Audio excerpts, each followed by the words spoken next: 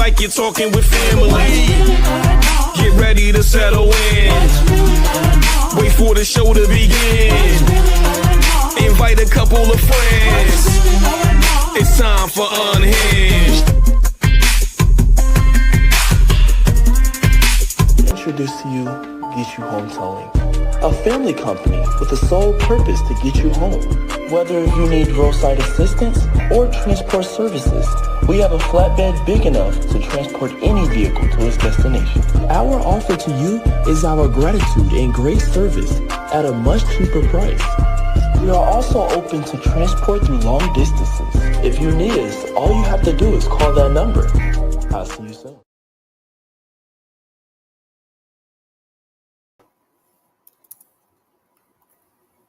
Oh, we live. Oh, hey y'all.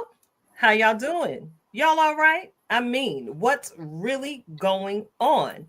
Thank you so much for tuning in. You've tuned in to Unhinged Live.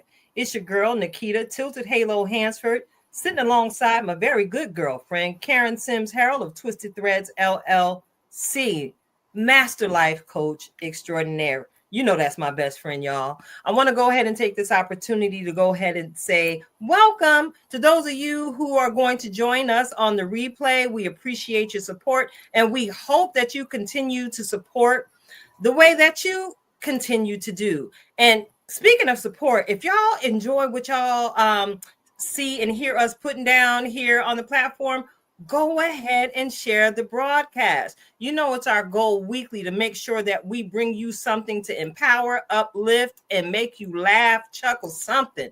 You leave every week with a little bit something to carry you on to next Tuesday. So go and tell somebody about the platform. You can follow us on one of our several platforms that you see listed on the flyer. Save the Arts TV, Twisted Threads, Tilted Halo, Unhinged with Tilted Halo. We out here in these internet streets on Facebook and on YouTube under all those names and all those channels. So thank you so much in advance for all of your support. We're going to get into what's going to happen on tonight's broadcast. Of course, you know, we got an amazing guest scheduled for y'all. And check it out. If this is what you do on a Tuesday night, go on and get your little concoction, because we got the concoction queen sitting in with us on tonight. Of course, we're going to get into a super fan shout out, enjoy a music spotlight during our musical break, and we're going to revisit that topic that we done brought back to the forefront. I was today years old. I don't even know why that. Okay. Then we're going to go into what's really going on. Of course, we're going to receive our daily, it should be daily, but our weekly dose of spiritual nourishment from Coach Cash herself, Twisted Threads LLC. And of course, we'll enjoy the outro when your girl Tilted Halo encourages y'all to continue to just be. So let me bring that back to the top of the show, because I gotta check on my people because I love her so much. She's so beautiful. Wouldn't you? Coach Cash, how you doing tonight, my dear? I see you in your Nam Yoho Renge Kyo. What's going on, sis? You know, it's a lot of things going on in my world all at the same time. And I'm working on harmony. Right? So we got a lot of hats. The job has their expected hats. We got home got expected hats. And I'm grateful because I get the opportunity, right, to recharge, to reconnect, to see what's going on with my good girlfriend and all of our audience and our listeners, to get that energy and that vibe back up, right? Because you do know that when we pour out, like, we got to make sure that we're pouring from our overflow, that part there. So I'm just like really into my tonight. I'm filling my cup because real life is going to collide, right? And then I'm going to need to pour out a lot tomorrow. Also, when we're outside, you know, I've learned that I only like people some of the time. Only some of the time. And then it'd be like, y'all still out there? Why?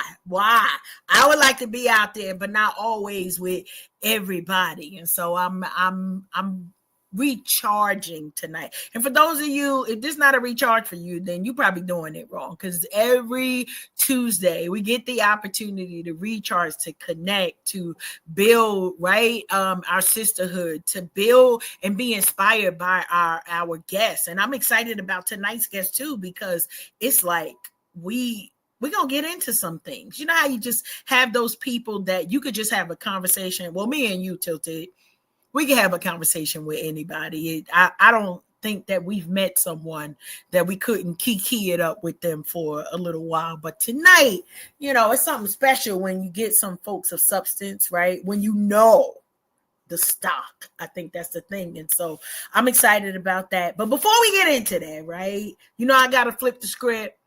Got to check on you. We had a conversation, and I'm going to tell on you a little bit, right? Because this is the type of friend that I am. And so while I'm big up in my sister, I'm big up in myself too. I was like, I really do hope that there are tears in your Saturday. So we had a connection, right? And there was some awards, and we're going to get to them. We're going to talk about it. We ain't talking about it right now, but we going to talk about it. And I was like, I really do hope that there are tears. I hope that you're, at least in your heart, that you're overwhelmed with gladness. And honey, if you don't got friends that's like wishing for you to be overwhelmed with goodness, get some new ones. But I'm excited about it, right? Because before we bring our guests on and stuff, yes, I've been having a little bit of shenanigans. So this is what I'm talking about, right? Because this past Saturday, we had the Rising Together award ceremony, right? And they had different categories defining autonomy for the 21st century.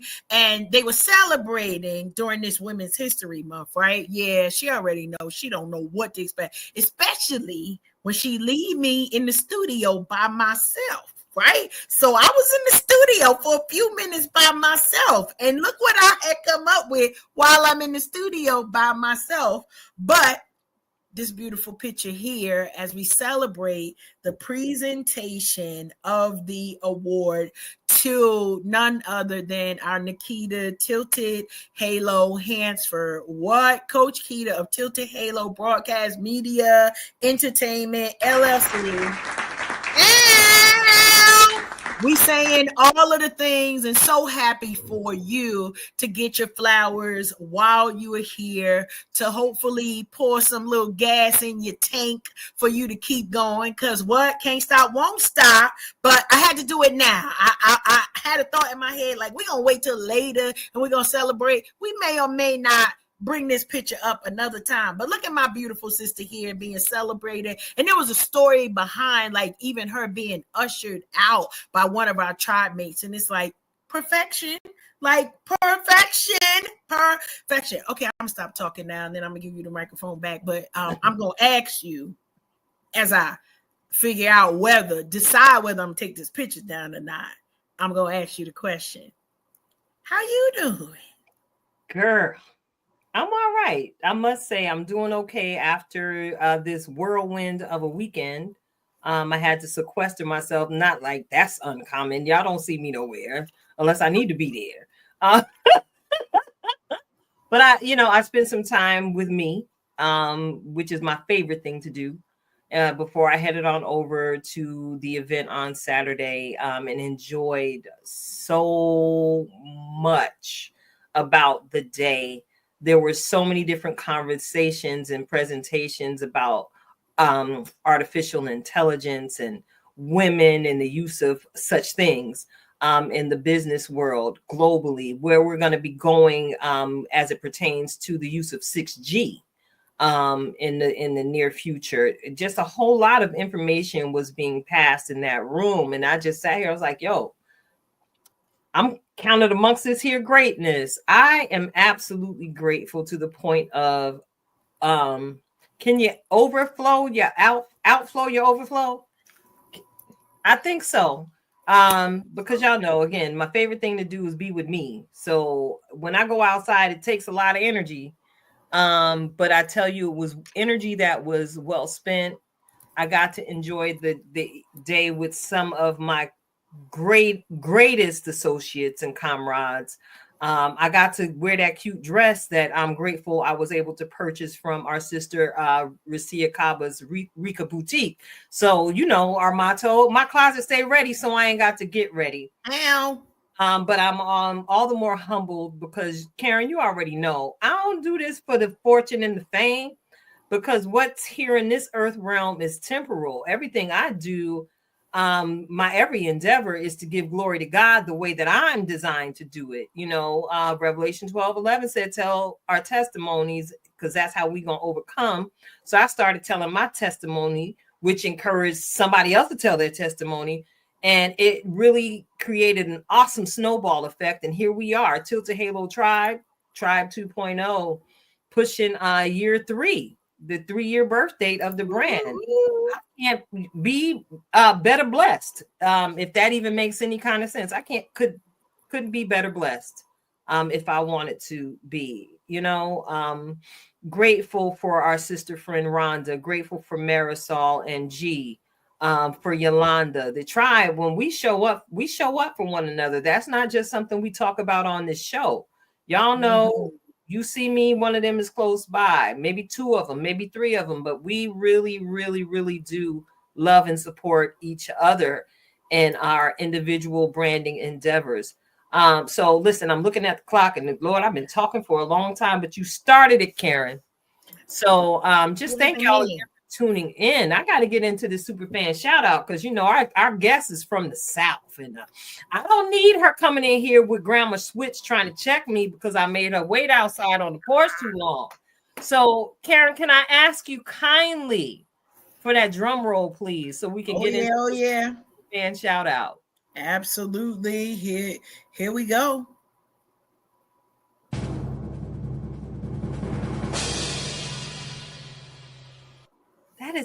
It's just so wonderful. Week after week, it just gets better and better. But check it out, y'all. Lean in close. I don't know. I got a whole lot of words I could say about tonight's Superfan shout out. Let me fix my clothes because I look a little messy on screen to myself. Listen. And I think that's the spirit of tonight's Superfan shout out, in entering the room, because, you know, every time you see her, sister girl is cute. And when she opens her mouth, I promise you, she reveals the prolific individual that she truly is. Not only is she beautiful on the outside, she is stunning on the inside. Her soul is beautiful. And I'm talking about none other than my sister, Jackie Williams. Yes, we are celebrating you tonight, princess. Yes, we are. Why? Because you deserve it, sis. Ever since you came back into my world, and we have been reconnecting as the, you know, grown-ups that we are now, there hasn't been a day that has gone by when I have doubted that you would be there for me. I get to watch you love on your children. I get to watch you love on your friends. I get to watch you flow professionally in a way that only a sister can. Okay, I got to snap it up for your professionalism, Jackie. I might be a little jaded because I'm your sister. No, I'm not a little jaded. I'm a whole lot jaded. I am so proud of you. No one knows the intricacies of our stories like we do when we sit down and when we share. But baby, when you open your mouth, the earth stops and listens. So I'm grateful that you choose to continue to walk alongside me, and that you've embraced the tribe the same way that the tribe has embraced you. We look forward to you laying down your purpose the way God designed it for you. Because as we heard you say on Sunday evening, you only got one life to live, sis, and I expect to live it bigly right alongside you. Shout out to you, Jackie. I know you got something to say, Karen. Go ahead. You know, I'm blessed to be able to be adopted into the family, right? And to have a connection with you, Jackie.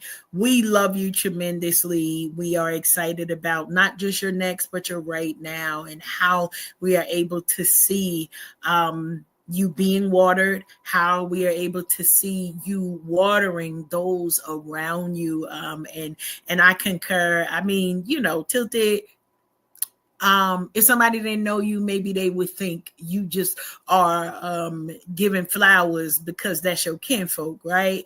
But the love is genuine.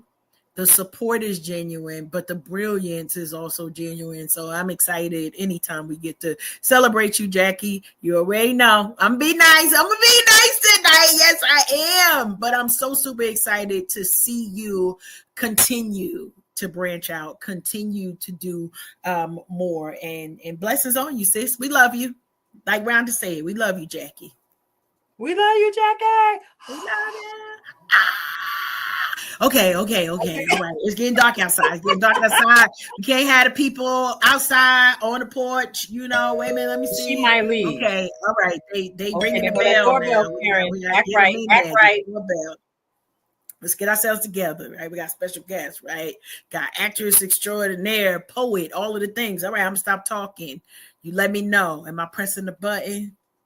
Nah, I thought you was doing the intro because you was flowing, sis. Go ahead and do that thing there. Listen, I don't have a problem at all. I just, we're gonna give her a chance to fully introduce herself. But poet, comedian, actor, right? Listen, if y'all got any of the streaming services, chances are you could find her in something in a channel near you. You think I'm playing? Listen, a woman full of life, laughter, and love. If you've never had the opportunity to see her perform in any way, shape, or form, then honey, you just missing out. And so we invite you to, what do we say? You see it on the screen. Grab your passports as we welcome Crazy Carla to our tilted table. Well, salutations, Earthlings. How y'all feeling tonight? Amazing. So excited to be in community with you tonight and to officially, right, introduce you to our listeners, our audience, and super excited for them to see not just your lovely face, but the lovely vibe that you bring. And so we're gonna get into it, Carla. We're gonna get into it. Not even, ma'am, not even. But I promise we love the work that you're doing. Yes, Tilted. Thank you so much. I'm just so happy to be here. Oh, listen, hold on. I got to raise the concoction to Carla tonight.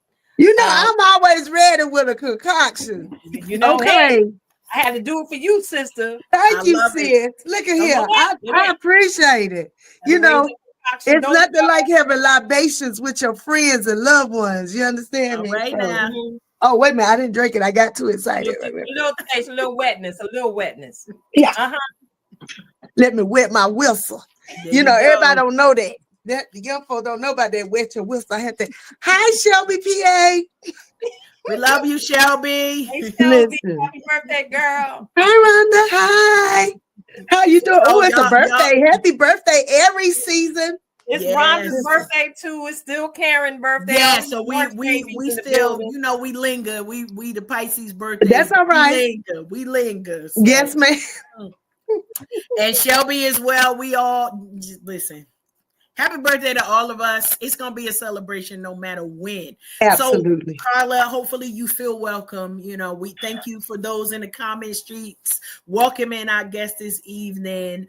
But we got some folks, right, who may not know who you are, what you do, and just tell us a little bit about who Crazy Carla is, your upbringing. We want to get in your business tonight. Oh my goodness. Well, I don't know where to start. Well, my name is Crazy Carla. That's my stage name. It's Miss Simpson if you're nasty. A lot of people know me by my good man, Carla Simpson, the actress. Yes. Crazy Carla, the comedian. Afro 10, the poet. All right now. So I'm here in North Carolina, Winston-Salem. I've been here since I was 14 years old. I've lived a little bit here and there and everywhere.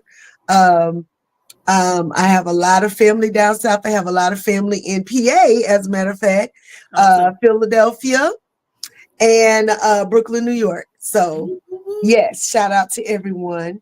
I was raised by my mom and my grandparents. And I'm especially a granddaddy's girl, my big daddy. I'm a All big right. daddy's girl. I tell All people right. that all the time. My granddaddy had 4 girls and he spoiled them. And by them being spoiled and the apple of, they had 17 children altogether. Let me say that. My Wow. grandparents had 17 children. And my mom was one of 17. But I just grew up knowing that I was loved down here in the South and in the North. My Northern family loved on me. So I think it reflects because I like to love on people. Mhm. I like to love people that are around me. I like to make people laugh. I have been doing that all my life. I'm dramatic. I'm a Leo. So, what can I say? Uh, baby, I'm a Leo. That's what I tell you. I'll be like, people say, well, how are you? I'm a Leo. You know, in the Leo, not the crazy stuff. Now, I'm not that.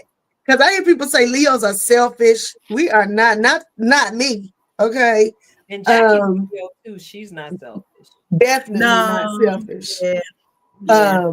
So I am a mother who has raised 4 adult children. Thank you, Jesus.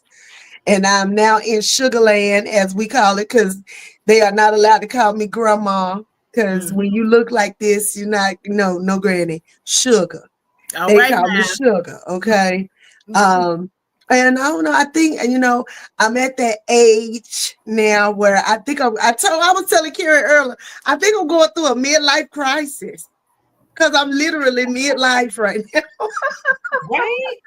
So I That's just so feel like real. switching gears and look, she said the lipstick too, You know we the Nikita. lippy Girl, folks. I Yes. told you he's on that lippy.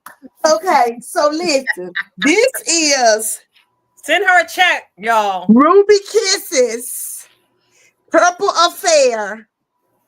And you can get it on Amazon or the local Black Beauty Supply store All near right. you. Okay. That's enough. Ain't nobody cut no check yet. Y'all, that's enough.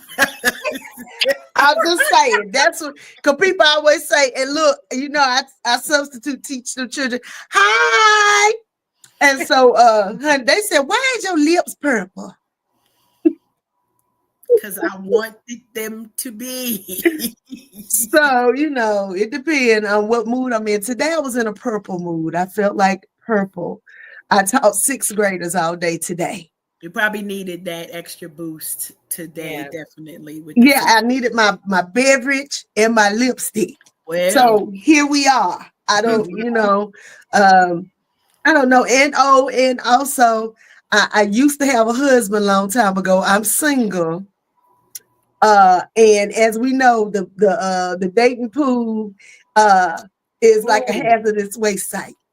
Girl, that was a very clean way to say it. Mine I over like there in the Nice corner. eyes, clean that up like that. that. Was so nice.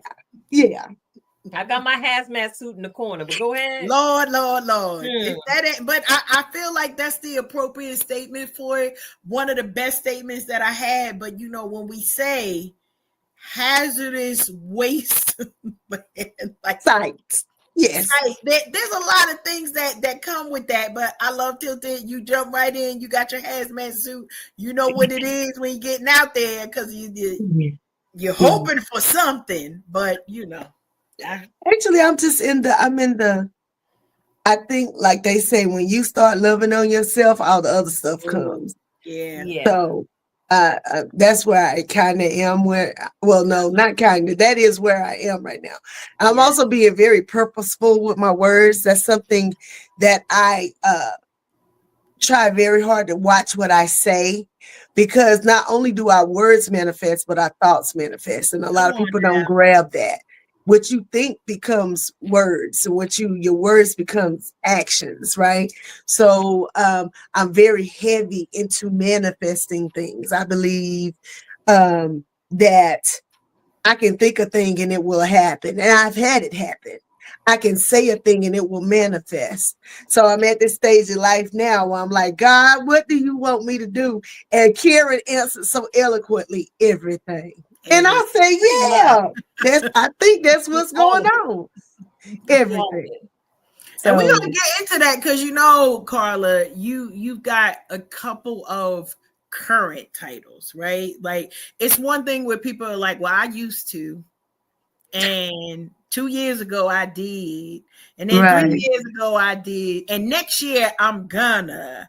right. But ma'am, like, yeah, booked and blessed. That's what we gonna say, because it's the poetry now, it is the acting now, it's the comedian now, it is the substituting and influencing our today generation now. And so being able to have the opportunity to do all of that, it's like we could talk for a very long time just taking one of those segments, right? So talking about what was sort of when did you first realize that you had a passion for each of those? So when did you realize you had a passion for poetry, and then how did that turn into, you know, your stand-up comedy? Because I mean, I promise, if y'all ain't seen Carla, y'all might have laughed, but y'all ain't really laughed until you seen her lead a show. And I promise you, you know, we have women of a certain age, you may or may not need your Depends, or you know, they're cute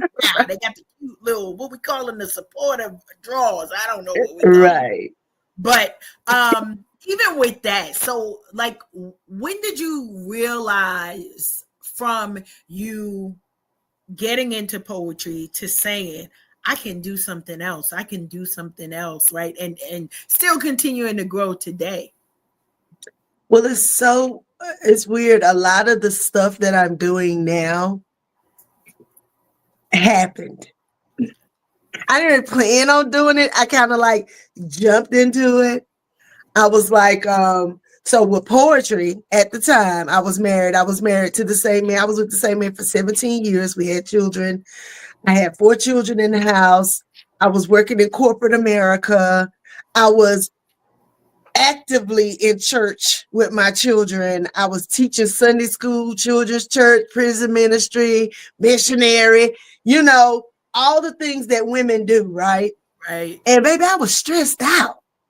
And so I heard they was having like a little poetry slam event. And honey, one night I told my ex-husband, I said, I got to go see so-and-so, one of my girlfriends. I lied.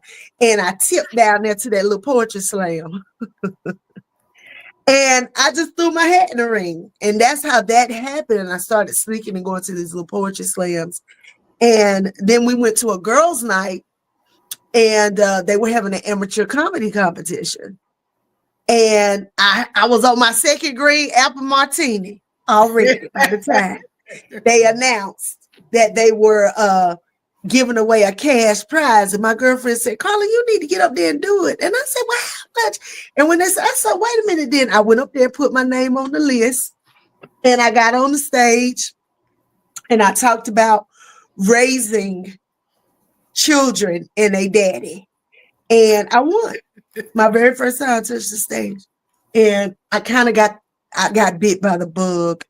And Amos Quick took me under his wings. I don't know if y'all remember him, but he used to be on the radio here. Now he's a what, commissioner or something now. He's doing the big, yeah. And then I was doing comedy with Carlos Massey. They asked me to come out and start doing comedy, him and Calvin Boyd, and I was the only female on the crew. So I started doing shows with them when they were just starting out. We were like this little tribe of comedians. So it was me, him, James Lyons. And at the same time, one night Carlos called me. He said, sis, I wrote this play and I heard your voice the whole time while I was writing this lady. And I was like, what? He was like, no, serious. So he's like, look at it. I want you to check it out. So that turned out to be Her Story, His Truth, as you know, that won so many awards. And I played that old trifling First Lady, Gloria Jones. So, she was a first lady like you never seen before. Mm-mm. And I had so much fun being her, just being downright crazy. And that was my jump off into, because I had always done acting. I went to school, North Carolina Agricultural Technical State University, radio broadcasting. I minored in French, but then I was going to do a double major in speech and theater arts and broadcasting. And then I dropped out and became a mother. So I kind of put my life on hold. So once I started doing comedy, acting soon followed. And so here I am now, years later. I mean, I'll say I don't care. I'm 51 years old. Yes. Now I'm doing my things that I want to do, Gotcha. you know, and I'm enjoying life. I'm Yes. doing all the things I felt like I should have been doing 20 years ago, 30 years ago. But as we know, divine timing is everything. And so I feel like what I'm doing now is what God wants me to be doing. Even I just recently was unemployed. Even all the things that all of us, every woman has a story, right? Oh yeah. I never intended to be anybody's mama. I wanted to be the fabulous auntie. However, that is not what happened. But I thank God, because as y'all can see, my best friend is 6 years old. It's my sugar baby. And there's so many things that came with the life lessons that helped me with my comedy, that helped me with my poems, that helped me with my acting. And so here I am today, and the fact that I grew up with this eclectic family also, I had a father who was a musician. My mom was a church lady musician. My grandma was she wanted to be an entertainer. She was a nurse. I have all these different things in my gene pool, and here I am representing. And so I just counted all divine timing. Everything is divine timing. Everything that is supposed to happen, happen. Absolutely. Absolutely. And I love everything you've shared to this point. And I gotta jump in here because you said something. So I had a couple quick questions for you, and then we're gonna get into it a little deeper. Yeah, and I'm having hot flashes. Y'all forgive me. Yeah. Okay. Girl, listen. Have fam will follow it necessary, girl. I am 53 years fabulous. I understand. Okay. Zero judgment coming from your girl. Okay. There you go. Okay. And we have a term for it. We're gonna share the term, and then I'm gonna point it back over to you. We are queen ages. Okay. Yes. We are, right? Because we know what this is, but we are living life, and so it's not over. We out here, queen ages. Yeah, we queening. We're just getting started. So you talked about how you started with the poetry, and the spoken word, and you said something that absolutely caught my ear because I can absolutely relate. You said you snuck to a little spot, and then you started sneaking to the spot.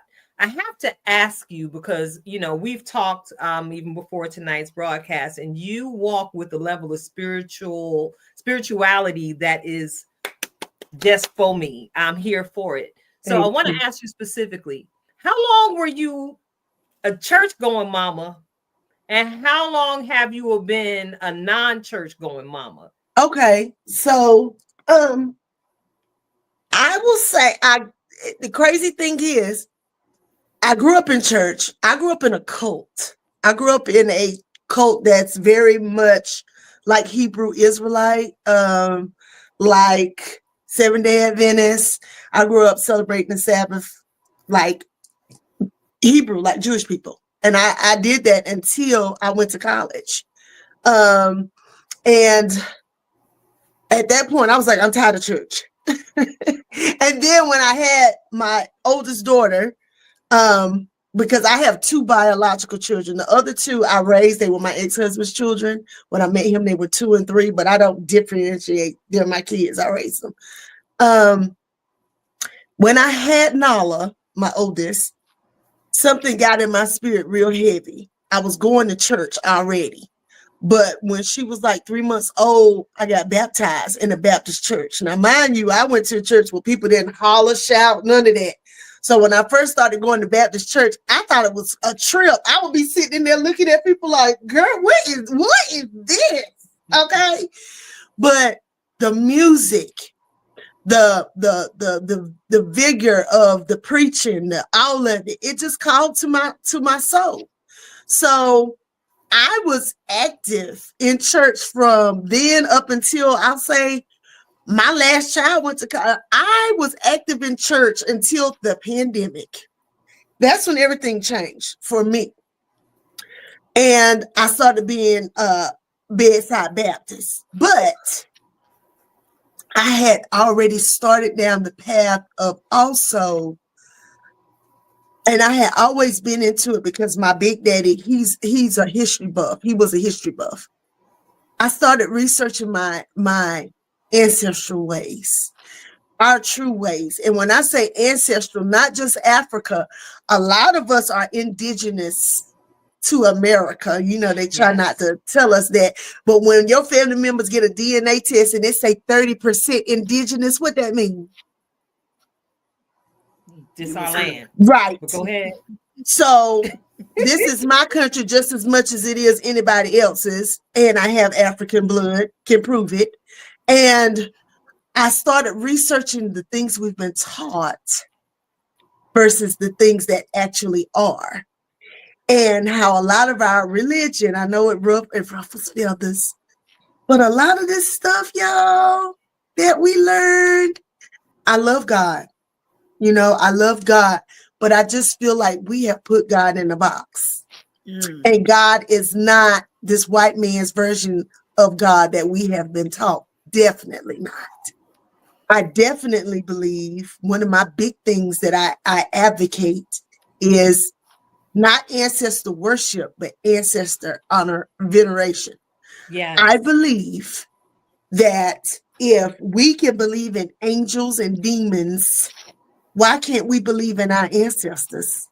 That people in our literal bloodline go heavy for us in the spirit realm, because spirit world is real. It's real. Spirits are real. There is good and evil. There are spirits. And when your soul leaves your Bible, the Bible tells you your spirit separates itself from your person. Where does it go? Well, everybody's like, it's in heaven. Where is it? Girl, you talking good stuff right now. Because I listen, I promise you, I had a similar experience during the pandemic when I lost my mother. I'm stuck in the room with nothing but me and my laptop. I got a whole lot of information at my fingertip, and I had a whole lot of unanswered questions.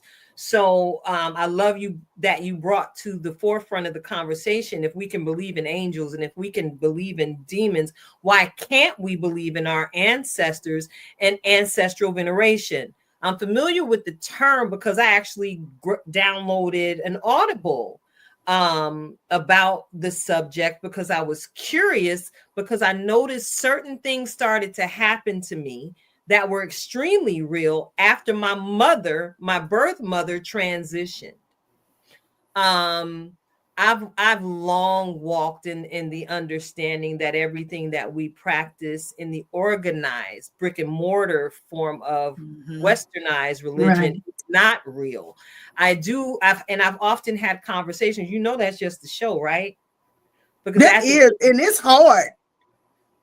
It's hard when you're a church girl. Yeah, because I'm a whole PK. But my granddaddy was a deacon and an elder. You know, I grew up around church, just not the way y'all did, but I did. But the Bible was shoved down my throat.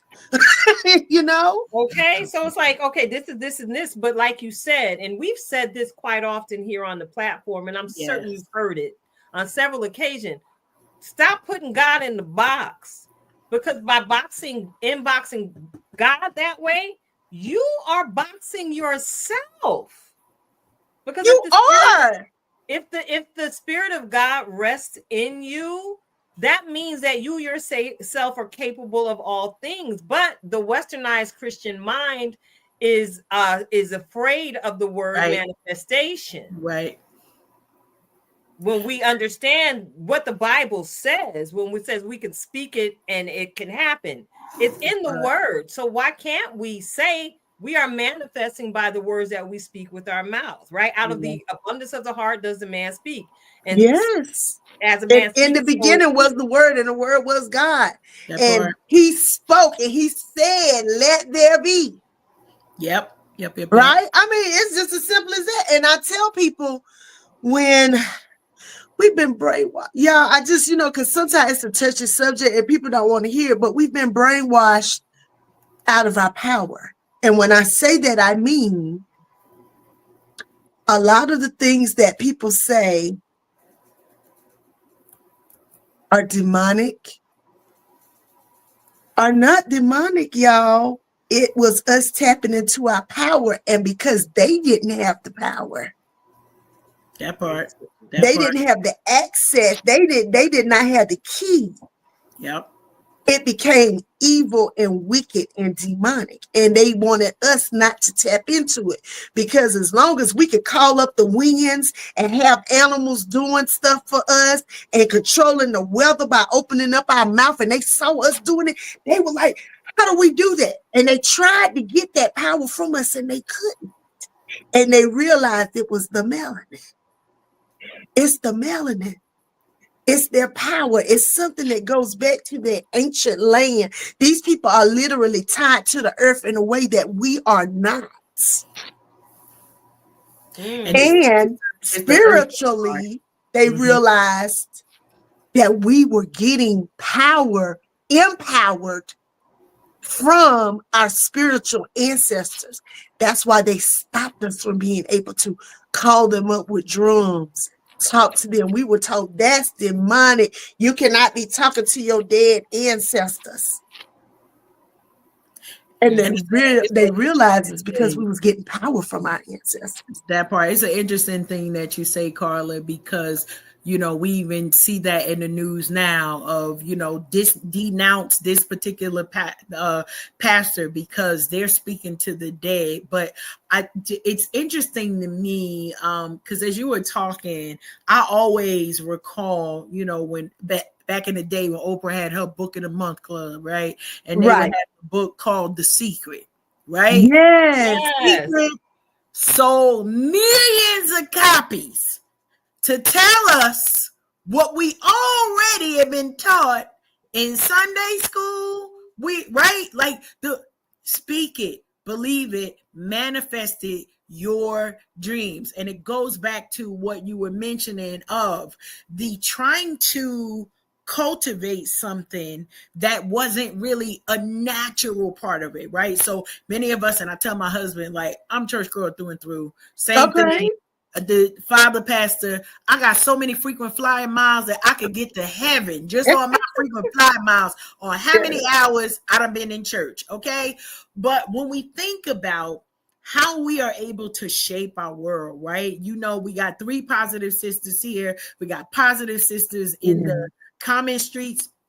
There's a thing that even now when we think about that negative positivity, right? No such thing. Stop putting labels on stuff. But because we're so used to putting labels on things, I know that that's one of the things that's been the biggest challenge for our other church folk. Because I tell people I'm fully brainwashed, right? I believe things that I'm never going to not unlearn because literally it's flowing in my blood. But there are some lived experiences, and it's almost one of those things that and there's a question, I promise, real soon, because you good. I didn't recognize, similar to Tilted, the power of the ancestry, right?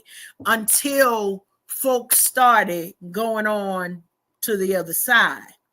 And then it was the Aunt Lou that was like a grandmother to me because I didn't know my grandmother.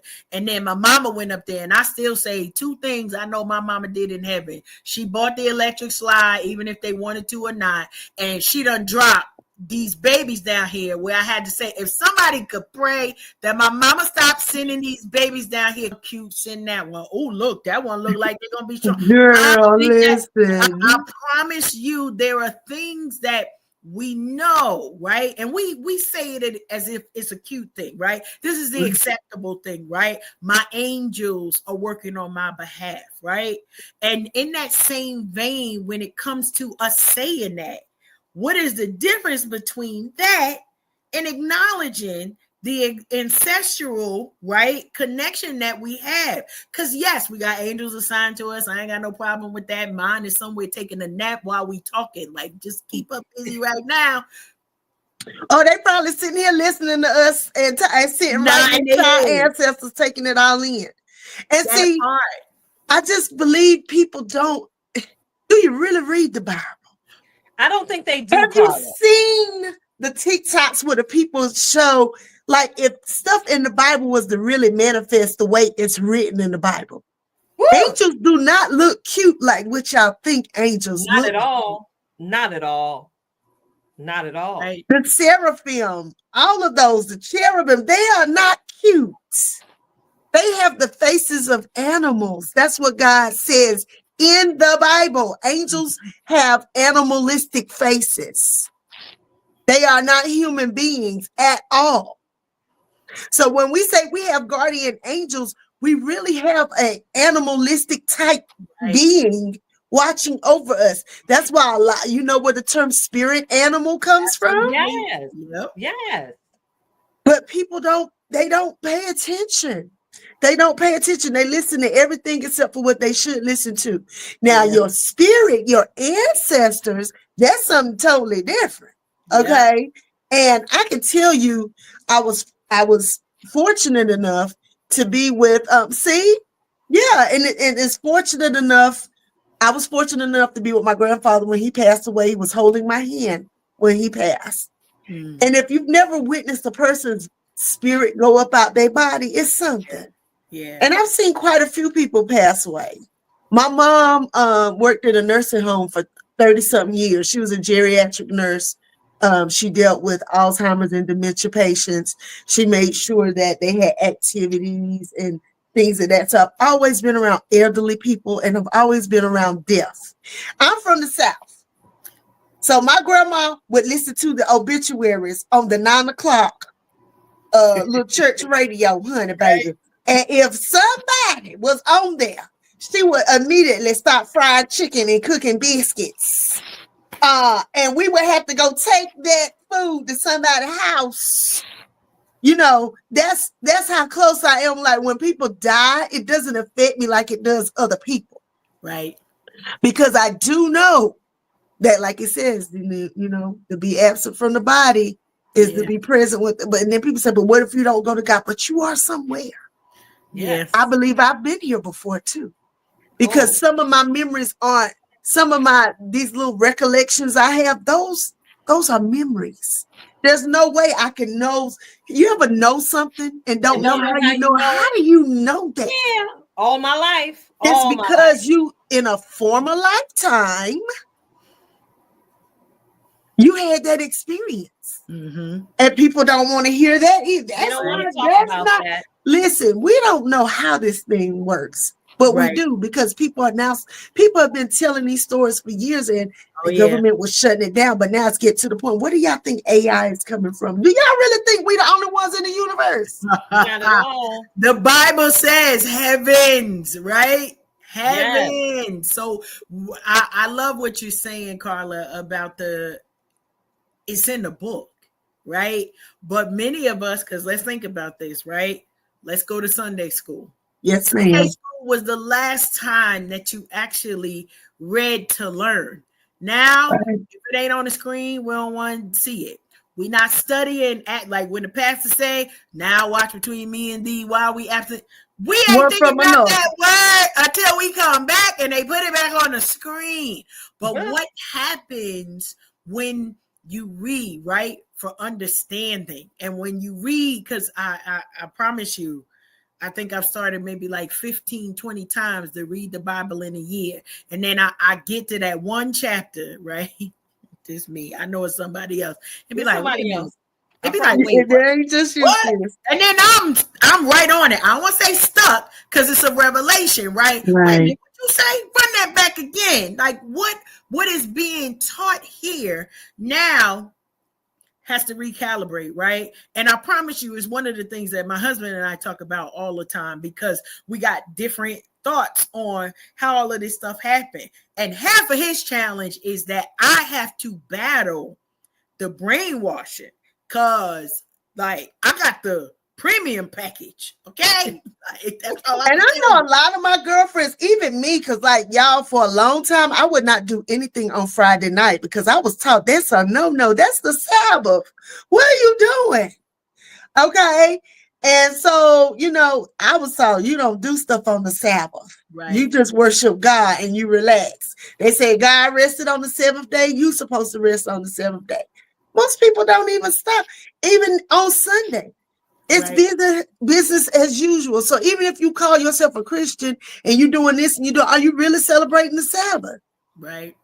There are things that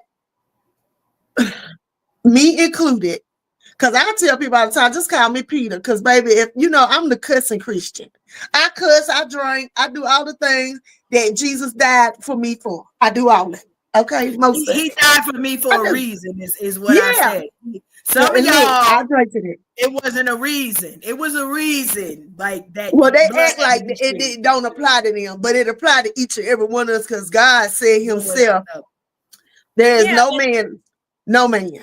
Exactly. And that's one thing I was thinking about yesterday while I was riding through these here streets. I was thinking about a young woman I've dealt with over the years, and I was just praying for her life, period. Because I was recalling the different seasons I've been walking with her through, and just seeing how this life has just been so caught up into this box that she's been put in by this westernized faith. Beautiful, talented, should be out there. Another Keita, another Karen, another Carla. But that brainwashing has kept her stagnant, afraid of making her afraid to embrace who she truly is and who she's truly meant to become. I pray for that, because it's like, wow. And I've shared with her, I'm like, sis, there's some conversations I can't have with y'all because y'all not ready. Yes. And I have to discern when you are ready to hear what I'm getting ready to say with you, because some would want to label me a heretic. No, I'm not. My deal is this. I'm a prophet. First of all, I know who I am. He chose me before the beginning of time. And because I know what he chose me for, I have to commune with him in a different way to learn more of him. Right. Not from what these people are telling me about him, but I'm getting it direct on the line because I'm sitting asking questions and waiting for the response, because God does speak. Not necessarily always in the audible voice. Right. Yes. But I look like we were talking about the ancestral veneration earlier. Right. One thing I noticed started happening shortly after Mommy passed was I started seeing numbers in a different way. I started seeing numbers in a different way. And I remember the first time it happened, I was like, why are you giving me these $2 bills? I had to stop and said, wait a minute. I've been seeing twos from Jersey to California the whole way. Yes. This is somebody talking to me. Let me hold on to these $2 bills. And I just started to pay attention. And that's what sent me into that part of the journey to reconnect with the African part of me, the part that they implemented in the way they were comfortable with. Like they tried to demonize our dance at first, but then all of a sudden the apostolics took it and, oh, that's just a sign that's evidence that, the Holy Spirit is on you. Notice it's on you, not in you. It's just these different practices. And I began to get clarity because it's interesting enough. I didn't find comfortable in American preaching and teaching during my grief season. But if you know anything about Santeria, I talked to my Santeria practicing friends. And I have read, but if you've ever watched a Santeria person get the spirit, what they call the spirit dance on them, versus a person getting the Holy Ghost or the Holy Spirit, what's the difference? There isn't. And exactly. I'm here to tell you, it's just when you open up your eyes to things, some things, y'all, it's not our stuff. It's stuff we've been taught, but it's not our stuff. It's not our natural way of being. We come from a, matriarchal society. In Africa, the bloodline was determined through the women, not the men, because you know for sure that the woman was the mother of the child. You didn't always know that the father was. So bloodlines of African kingdoms went through the women, not through the men. That's something that came later, okay? When we have all these different gods and goddesses, Oshun, who I love dearly, who I know, some people say that's not a real person. Oh, but what it is it's a representation of the spirit of things that we manifest. Joy, happiness, peace, love, war. Okay? Some of us got a fighting spirit. Everybody ain't joyful and happy. Okay? Some people got, what they say, growing hands. People who can grow hair. People who can grow food. Everybody has these different things. And these attributes were assigned to these different deities. And then white people came, and I'm going to just say what I'm saying. And they started attributing these gods and goddesses into saints. And you started getting these saints. Saint this, saint that. We got Marvel. Marvel ain't nothing but our African gods and goddesses. Thor, Sango. Yep. Storm, Io. We got all these things that they said was bad, but they stole it and put they on it. And now it's good because it's their stuff. It was always us. And so when you've had your first encounter with an ancestor, and it was like, it'll throw you. It'll literally throw you. I know the day my grandma died, you know how they say birds, don't let a bird fly in your house? My grandma always told me, if a bird fly in your house, somebody about to die. The morning my grandma died, y'all, no lie, I got my kids as witnesses, everything. A bird literally flew through the front door, ran in the kitchen, stopped in the kitchen, looked at me, and flew out the back door. And I sat down at the table and I said, Big Mama, get ready to go. Because at the time she was in hospice. So I got my children together. I took them to school. I went to hospice. They said, she's on her last leg. She said, I'm not leaving here till Bill get here. That's my uncle. She said, I'm not leaving. I said, I'm going to go to work. I'm going to go ahead and go to work because this could take a while. I went to work. God didn't want me to see my grandma go.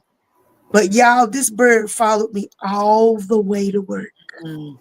It followed me all the way to work.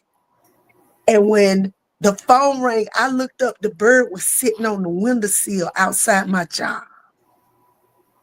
And I knew before I even answered the phone that my grandma had transitioned. My big mom was gone. But she was preparing me the whole time. The birds are messengers, y'all. They're not just here. They actually are messengers. They bring us messages all the time. If you watch the birds, if you have a backyard, I've had my daddy literally come on the back porch and start singing to me like he did in life. And I'd be like, I know it's him.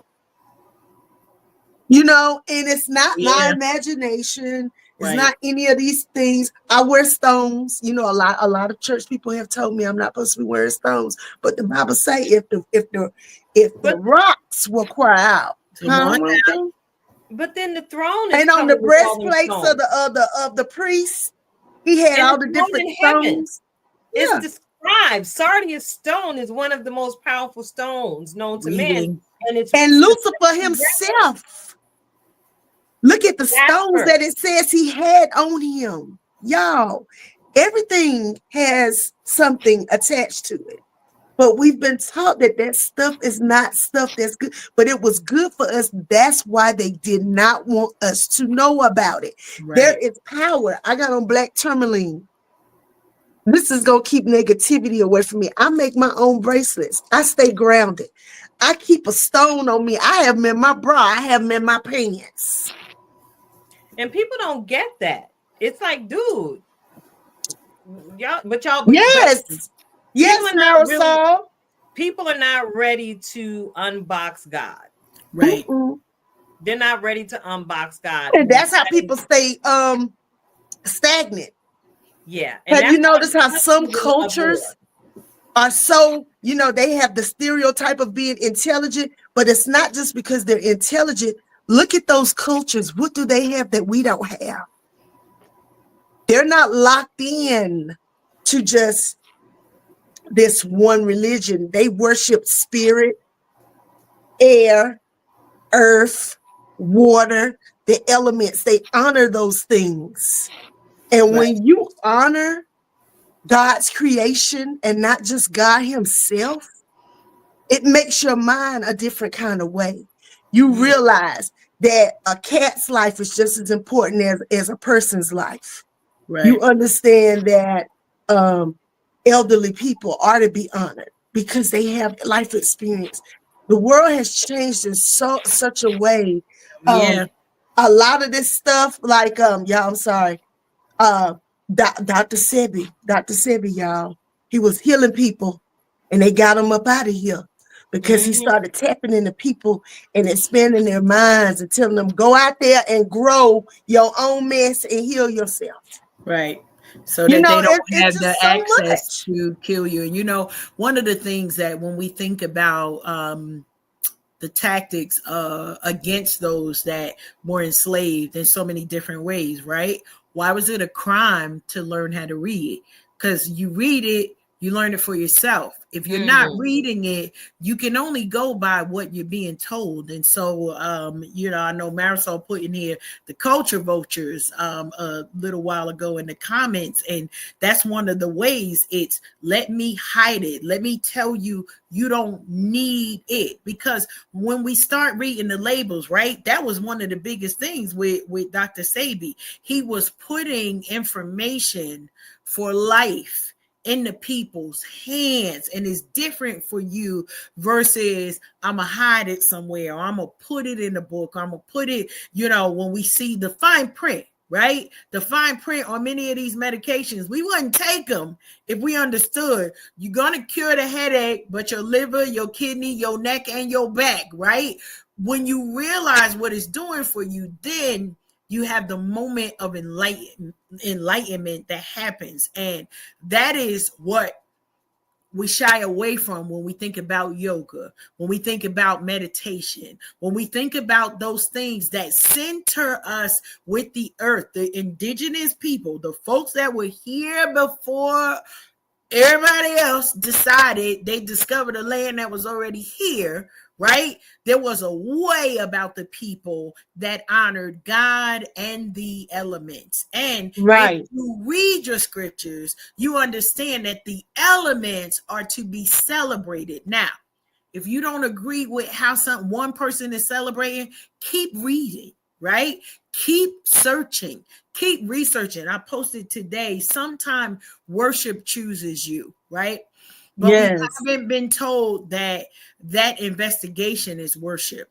That rest that you're going to need to think something through is worship. We've been told worship is one thing. What somebody has told us to do. Come on to the church house, spend your whole entire day and give all your substance to a church or even to the community while perhaps your family is still in need. That is not what God intended for us. And so while y'all know we about the community here at Unhinged Live, right? It's no problem with that. But the same thing that I mentioned in the beginning, I'm not looking to give anybody my substance. You get my overflow or you getting nothing.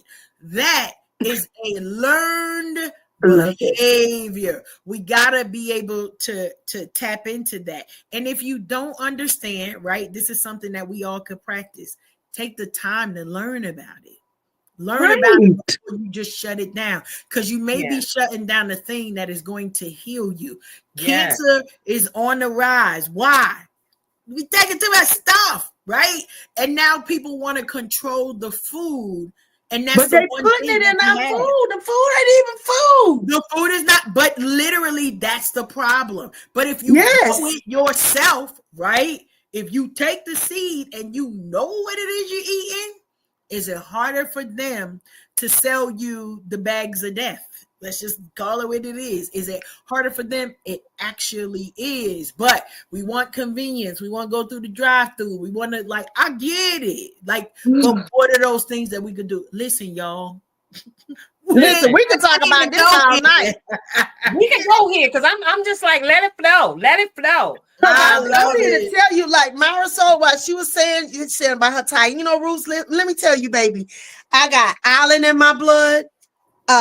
I got Africa in my blood. I got indigenous in my blood. I got the good white folks in my blood. My white ancestors are Scottish and Russian. I said that explains a lot about me. I love it. Love it. Because baby, I can smile, but baby, when this smile slide to the side, guess what else I can do? I can throw these hands, and not in the name of Jesus necessarily all the time. But I just got too old for that. That's all. But it's there, you know. And we are all these people. We have all this English that we grew up using these roots. Yes, Rhonda. Yes, you know our big mamas would go in there. They would go out in the yard and get something in a minute. How many of us, when we used to have cramps, my grandma would make that ginger root tea, and baby, you could feel that ginger root just working on the cramps. Licorice, you know, things that Black people didn't have money to be going to the store to buy no medicine. We made our own stuff. Yep. You understand me? I mean, there are things that we do that we don't realize is ancient. We could go outside and say, it smells like rain coming. Yes. And I had somebody say, how you know it smells like rain coming? And I would look at them like they crazy, like, how can you not? I smell rain coming. We know what it is. We know what it is. Or you can go outside and say, it looked like snow. Well, how you know that? The coloring in the sky. And it also has a smell. My knee hurting. It must gonna rain. I used to think my grandma was crazy when she used to say stuff like that. Baby, let me tell you, soursop, sorrel, all of that, Trini girl. Okay, we do all that. Okay, Dominicans, Black people, indigenous. We are all one big family. Okay, we are all one big family. We do a lot of the same things, but do things different. The sweet oil, same thing. Yep. We'll put that sweet oil in our ear. When my babies were constipated, my grandma say, give them some of that, what you call it? Y'all, that Cairo syrup. I used to, but guess what? It worked. It worked. We would do the potato around the neck, draw put the onion in your stock to get rid of your fever. Listen. It works. And all of that stuff is what they consider to be voodoo, but y'all, it ain't. It works. Peppermint tea, ginger tea. Peppermint tea, ginger tea. My children and myself stayed well. I ain't taking no flu shot. No, listen, I'm going to the 2 times I took the flu shot, I got the flu, and my doctor tried to tell me then that means the flu was already in your body. It was not. Y'all put it there. Y'all not know. And we say it every year. It's like, well, you know, we recommend it. Now my doctor is like, I know what your answer gonna be, but they gonna ask. That's why my doctor said, I'm gonna ask. I know you gonna say no, but I'm gonna ask. Let's get it over with, because what we not doing is you shooting this and this is not a conspiracy theory, right? That is what the flu shot is. And so you got to do your research. And it has remnants of the flu, but it's not active flu. What you mean? But you give me the comes into my body, it's my body's job to either activate it or get it out. And so most of us whether we get sick, have a reaction, or get the actual flu, it's our body's job to fight. So if you put a foreign object in my body needs to fight it. No, thank you. You can miss me with that. I don't want it.